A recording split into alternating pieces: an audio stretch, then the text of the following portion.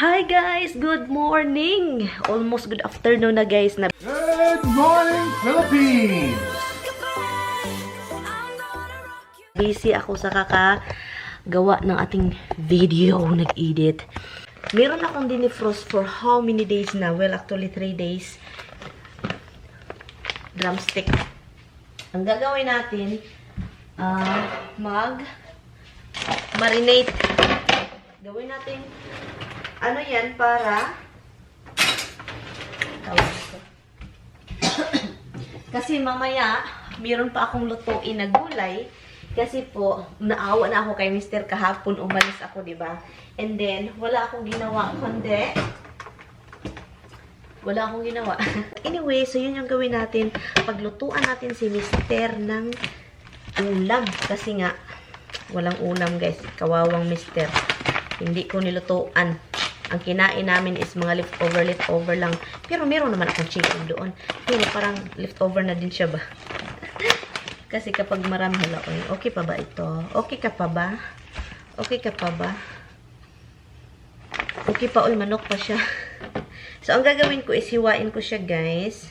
Hiwain natin siya para, yun, diba? Para papasok yung at saka tignan din natin. Meron akong nakita sa Facebook. Look, ginanito natin siya parang high fly, high butterfly. Meron akong nakitang manok sa Facebook na yung mga nasa gilid-gilid na. Mga, hindi naman lahat ng ganun ha. Pero meron akong nakitang video na kapag bumibili ka sa kalikalye na mga fried chicken na yan, sa kalikalye, ganon. Meron akong nakita na merong mga uod. Sus, Ginoo ko. Doon talaga ako nag-ano sa ligoy. Pinakagusto ko pa naman yung ganoon sa Pilipinas. Pinakagusto ko pa naman yung nasa gilid-gilid na mga nagbibinta na sa gilid. Yung mga nagpa-fry, barbecue. Gustong-gusto ko yan kasi mura at masarap. And then, wala naman ako nakita. Hindi ko rin sinecheck. Pero wala naman ako makita, guys. So, ano lang talaga, yung lately, may mga ano kasi din, nagbibinta na hindi malinis, you know, hindi malinis, yung chicken kung saan lang ilagay na ganun, and then, yun pala, inuuod na siya, andi na sa ilalim, hindi mo man sinicheck. So, ngayon, sinicheck ko siya. Well, nasa freezer man ito, guys, for how many days? And then, dinifrost ko 3 days ago. Alam nyo ng freezer namin dito, sobrang ginaw, refrigerator. So yun siya, and ginanito ko siya, meron ako nakita, guys, na hiniwa, guys, ganito, para papasok yung mga seasoning, and then luto din siya, diba?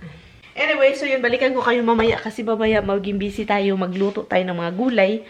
Yun, busy din si Tami, andun si Tami sa garahian, kinukontinue lang din niya yung gawain niya doon kasi ang dami talagang dapat i-arrange. So yun siya, nagtatrabaho din siya, guys.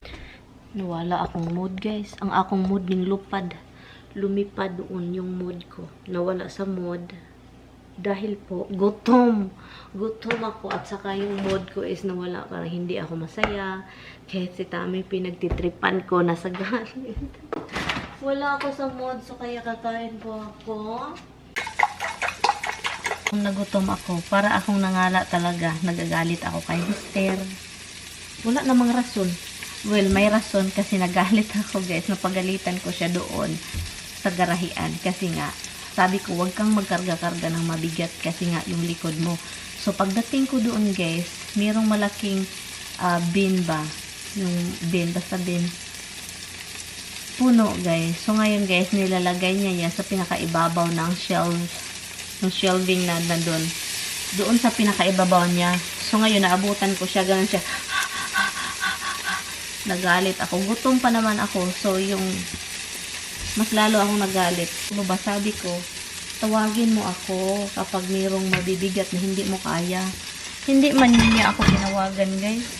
Pagdating ko doon, tapos na para siyang kabayo. Parang kabaw. Grabe talaga. Napagalitan ko. Galit. Gutom pa ako. Yun pa yung nakita. Sobra yung galit. So, ito yung ano natin, lutuin natin. Ang gagawin ko, naisip ko, guys, na ang pinaka-easy na para maluto mo ito is with string beans, galing sa garden natin, look. And then, magpunta pa ako sa garden kung meron pa ba doon para i-add natin dito. Kasi sometimes, you know, meron doon, ang bilis tumubo ng, string beans ko dito sa likuran ko. Ang bilis talaga, iwan ko.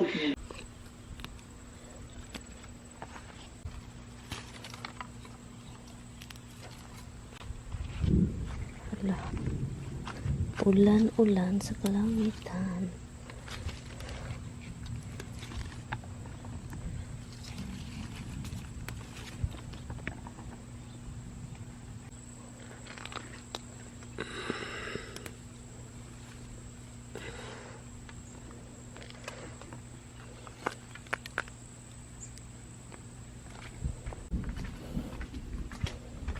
Ito guys, i-boil ko muna siya, itong string beans. And pagkatapos nyan, i-drain natin.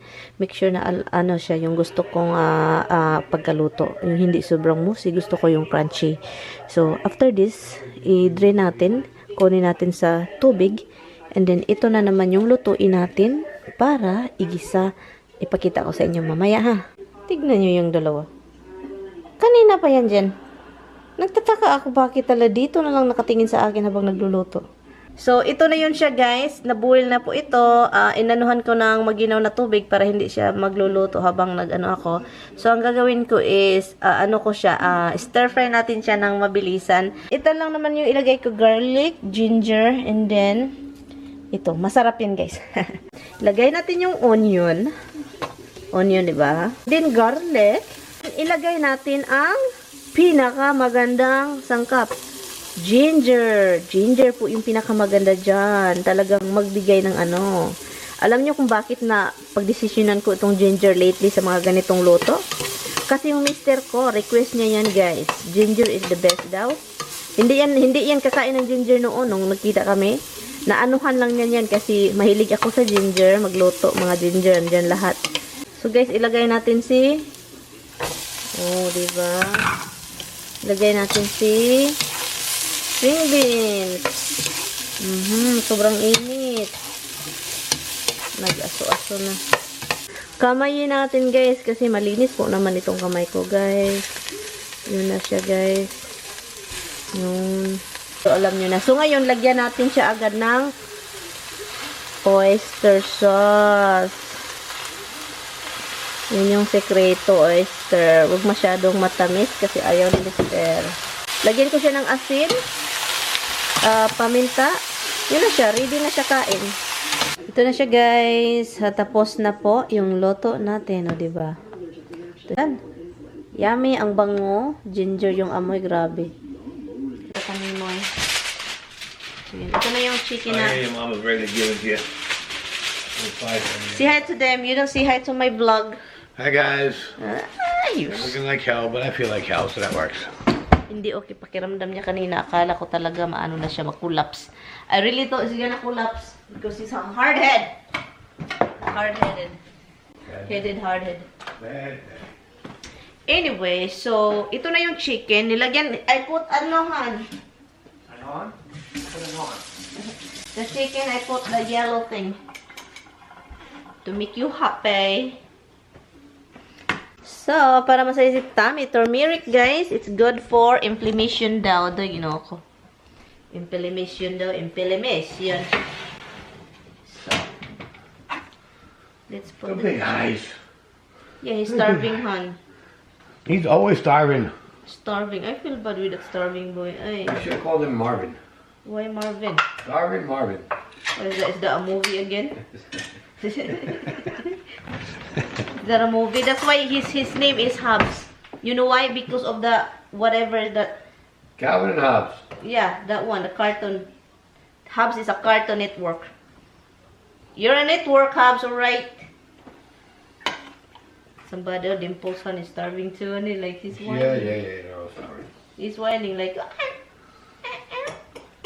Natin ito, yarn, and then i-plug. Kasi guys, sa labas, I'm planning to do this outside grilling kaso umulan, which is thumbs up. The rain, it's kind of like back and forth, back and forth. Why don't we do it outside of the grill? No, this is fine here. I'm already here, so. Okay, so.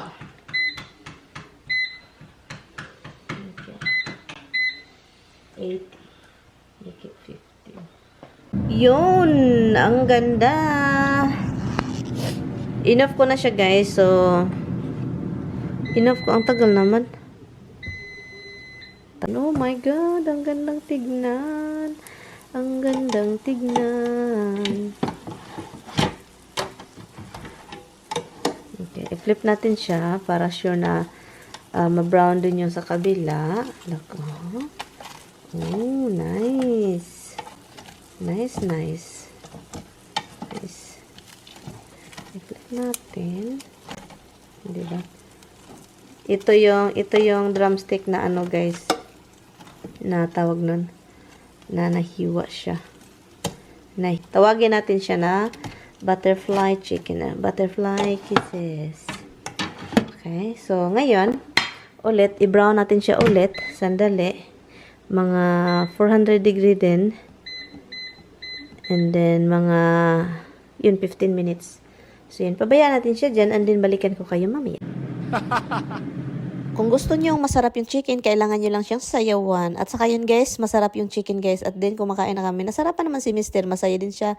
At yun, salamat sa panonood. See you next time.